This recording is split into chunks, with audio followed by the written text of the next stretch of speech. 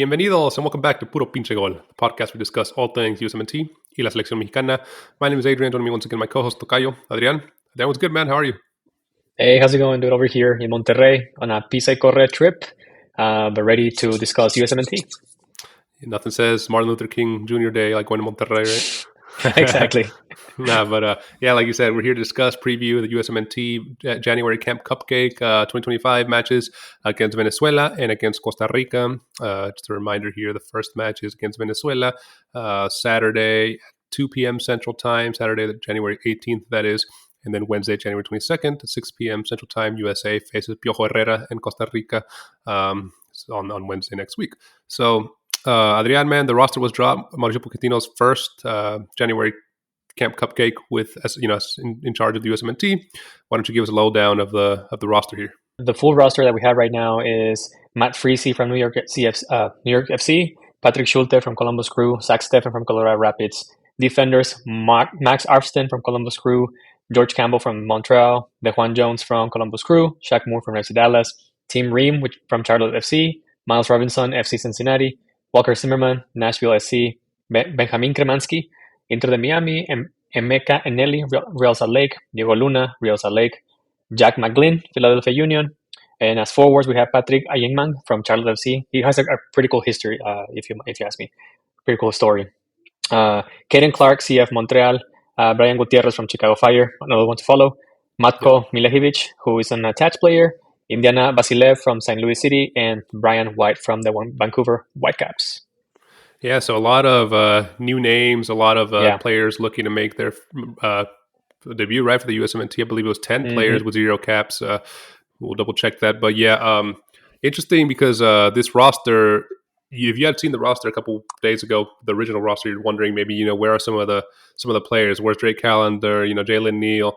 Well, Drake Callender picked up a little knock. So he had to return to Inter Miami. Jesus Ferreira, the Dallas FC forward that now plays for Seattle Sounders, went to Seattle earlier to go do some individualized, specialized training as he prepares for the next MLS season. Jalen Neal was experiencing a minor issue, and he left as well. And Token was given permission to go to Germany to join his new team, right, to finalize that transfer. So it is a somewhat depleted squad here. Those players are probably the players with the most towards the top of experience with this team, right? We've seen Jesus Ferreira, 23 caps. Tolkien, he has 4, but what do we have seen from him on the USMNT has been decent.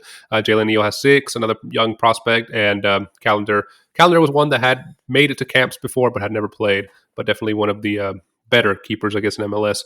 But interesting squad for Mauricio Pochettino. His first squad, like we said, with an MLS-based squad, and 2 Latin rivals here. Give us a lowdown for USA versus Venezuela, man. How does that record look? All right. The head-to-head right now that we have for Venezuela and USMNT are 3 games won by the USMNT, 2 drawn by the between both of them, and then 1 loss for the USMNT. Over the last 6 matches that we have here, pretty much. There's only 6 matches they've played. All right, here we go. I thought there was a longer story or history between these 2 teams, but as I said, 3 wins, 2 draws, 1 loss. The most recent match in 2019, the USMNT lost 3-0 against Venezuela. Before that, 2017, they draw 1-1, and then 2012, USMNT won 1-0. Those 3 are the most recent matches. So I'm wondering if Venezuela is going to bring their A team, which I don't think that's going to be the case. Right, yeah, it's not, and it's going to be still interesting because of Venezuela that is flying high from their great performance in Copa America, right? Obviously, It's not going to be the complete team that competed in Copa America, but it'll still be interesting challenge nonetheless, knowing that this Venezuela team is on the up, and this is a chance for many USMNT players, as we discussed in the Mexico preview for the January matches, a chance for them to sneak into the Gold Cup squad or sneak into the squad for the Nations League, right? These players who are kind of fringe players, not A, not B caliber, maybe jumping into that section, aside from maybe 1 or 2, which are Tim Ream and Miles Robinson, who we see on the A squad pretty frequently, right? But against Costa Rica, let's before we leave Venezuela's previous 4 matches are November 19th, they lost 4-2 to Chile. They tied 1-1 Brazil on November 14th. They lost Paraguay 2-1 on October 15th, and then they drew with Argentina 1-1 on October 10th. So not the greatest record, but we know how tough those South American teams are.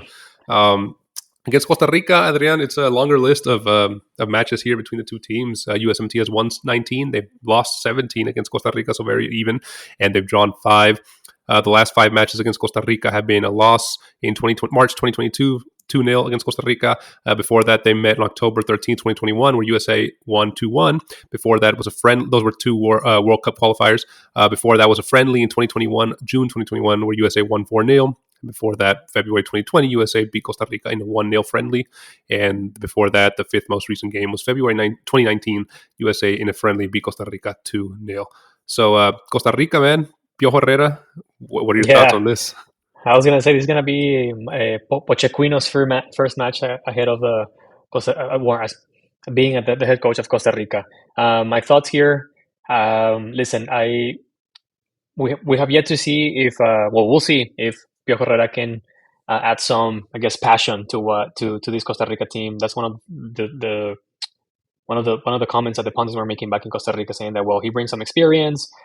He's a well-seasoned coach, and he brings a lot of passion, a lot of I guess not necessarily love, but a lot of emotions. Very emotional coach that should fire up the squad, right? We shall see that. Normally, Piojoherrera plays a very aggressive formation with almost always being the defense his Achilles heel. So we'll see. My assumption is that just like the Usmnt, he's going to have nothing but local league players and maybe 1 or 2 from outside of Costa Rica, and it will be interesting. I think the biggest attraction here will be to, of course, to no disregard or anything to throw under the bus the USMNT players, but I think the most interesting match here will be Pochettino versus Pochettino. Yeah, it's definitely Piojoherrera being there has the same effect that Pochettino has being at the USMNT. All eyes will be on them, right? Yes. So yeah, going to be an interesting matchup there. Interesting that it's the first match for Piojoherrera is against USMNT, and Piojo came out saying a couple days ago that this Costa Rica team is not too far from Mexico team. So get out of here! Come on, man. How you will? Yeah, exactly. Yeah. But potential lineup. Quick last 4 matches for Costa Rica. Costa Rica drew 2-2 in the game they got eliminated in the Nations League quarterfinals for Panama. They lost the first leg of that match 1-0, so they ended up losing 3-2 in aggregate. Before that, they played Nations League against Guatemala where they won 3-0, and then they played Nations League against Suriname where they tied 1-1.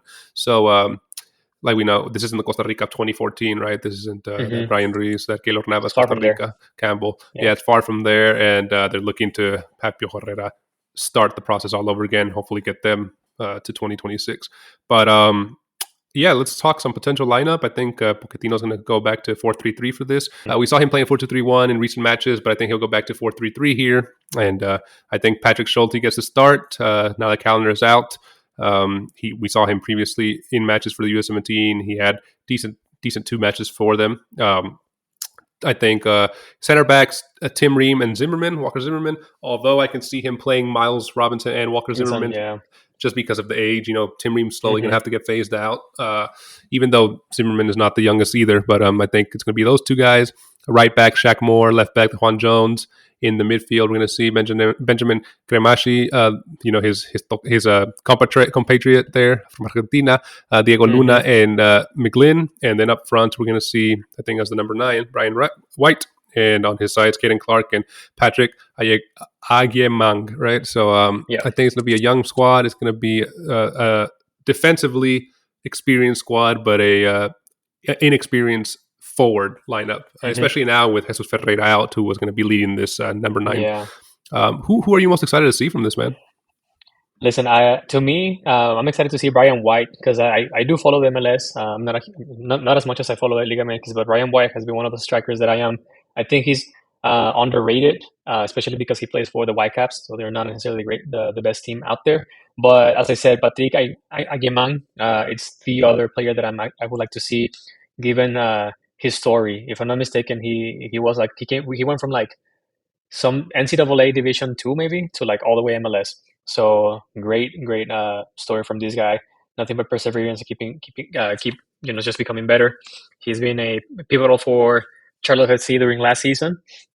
And so those are the two players that I'm excited to see what it can do here, right? Because I mean, I know that a lot of content creators and pundits say a lot of negative things about the Camp Cupcake, and we kind of sort of dabble on that line of, is it really worth it or not? But if we want to put something positive on this side of the house, is that this Camp Cupcake is not necessarily for 2026 or for maybe the World Cup. It's just to see how much depth it has outside of the European players, right?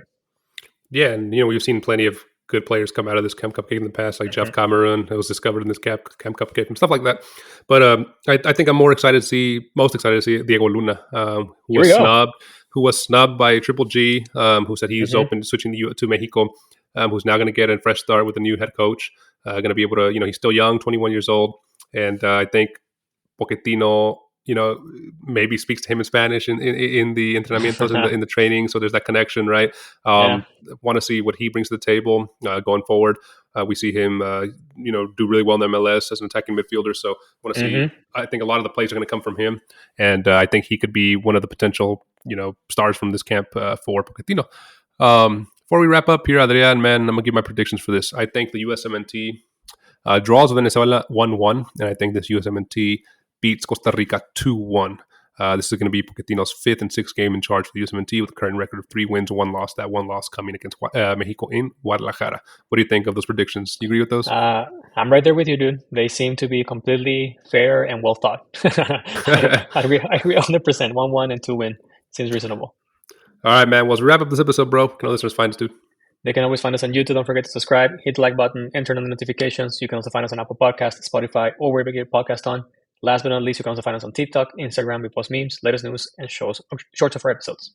Yeah, so be sure to follow us on your preferred social media platform of choice. Maybe TikTok's going to be down on Sunday. That's what we're hearing. We'll see. We'll see if it's actually banned. But no, if you're not on TikTok, follow us on Instagram. We like posting our shorts there every now and then, and pretty frequently now. Yeah, let us know in the comments below. What are your thoughts on these two matches? Who are you most excited to see from this camp? Who are you think is going to be a standout player? Definitely let us know. We like interacting with you guys there in the comments. Adrian, good episode. Enjoy Monterrey. See you in the next one, brother. Those, brother. See ya.